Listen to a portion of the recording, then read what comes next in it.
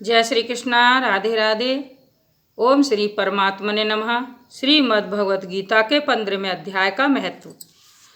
श्री महादेव जी कहते हैं, पार्वती अब गीता के 15वें अध्याय का महत्व सुनो। गौड़ देश में कृपाण नरसिंह नामक एक राजा थे, जिनकी तलवार की धार से युद्ध में देवता भी परास्त हो जाते थे। उनका बुद्धिमान सेनापति शस्त्र और शास्त्र की कलाओं का भंडार था। उसका नाम था सरमेरुंड। उसकी भुजाओं में प्रचंड बल था। एक समय उस पापी ने राजकुमारों सहित महाराज का वध करके स्वयं ही राज्य करने का विचार किया। इस निश्चय के कुछ ही दिनों बाद वह हैजे का शिकार होकर मर गया। थोड़े समय में वह पापात्मा अपने पूर्व कर्म के कारण सिंधु देश में एक तेजस्वी घोड़ा हुआ। उसका पेट सटा हुआ था। घोड़े के लक्षणों का ठीक ठीक ज्ञान रखने वाले किसी वैश्य के पुत्र ने बहुत सा मूल्य देकर उस अश्व को खरीद लिया और यत्न के साथ उसे राजधानी तक वह ले आया। वैश्य कुमार वह अश्व राजा को देने को लाया था।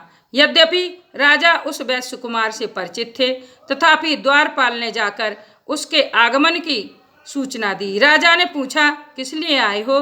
तब उसने स्पष्ट शब्दों में उत्तर दिया, देव, सिंधु देश में एक उत्तम लक्षणों से संपन्न अश्व था, जिसे तीनों लोकों का एक रत्न समझकर मैंने बहुत सा मूल्य देकर खरीद लिया है।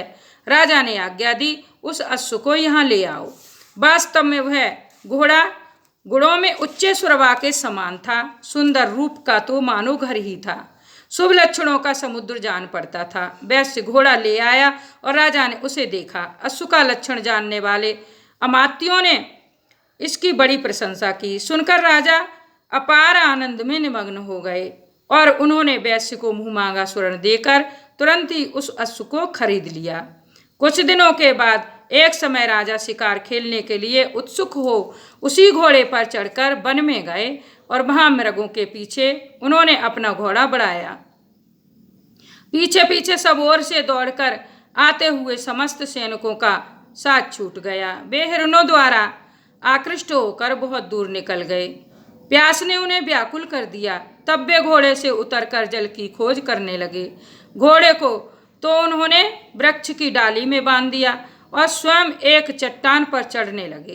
कुछ दूर जाने पर उन्होंने देखा कि एक पत्ते का टुकड़ा हवा से उड़कर शिलाखंड पर गिरा है। उसमें गीता के 15वें अध्याय का आधा श्लोक लिखा हुआ था। राजा उसे बाँचने लगे।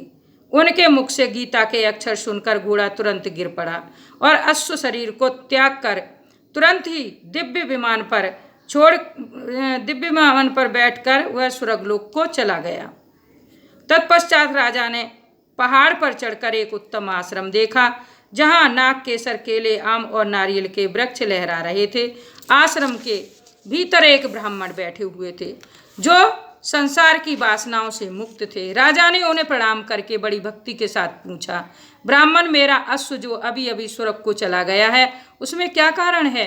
राजा की बात सुनकर त्रिकालदर्शी मंत्रवेत्ता एवं महापुरुषों में श्रेष्ठ विष्णु शर्मा नामक ब्राह्मण ने कहा, राजन, पूर्व काल में तुम्हारे यहाँ जो सरमेरुंड नामक सेनापति था, वह तुम्हें पुत्रों सहित मारकर स्वयं राज्य हड़प लेने को तैयार था। इसी बीच में हैजे का शिकार होकर वह मृत्यु को प्राप्त हो गया।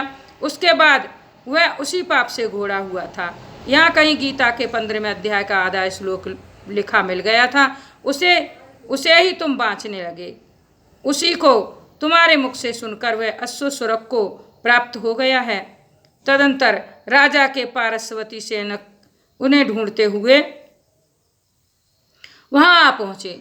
उन सब के साथ ब्राह्मण को प्रणाम करके राजा प्रसन्नतापूर्वक वहां से चले और गीता के 15वें अध्याय के श्लोक अक्षरों से अंकित उसी पत्र को बाँच बाँच कर प्रसन्न होने लगे। उनके नेत्र हर्ष से खिल उठे थे। घर आकर उन्होंने मंत्रवेत्ता मंत्रियों के साथ अपने पुत्र सिंहबल को राज्य सिंहासन पर अभिषिक्त किया और स्वयं 15वें अध्याय के जप से विशुद्ध चित्त होकर मोक्ष प्राप्त कर लिया। बोले जय श्री कृष्ण। राधे राधे।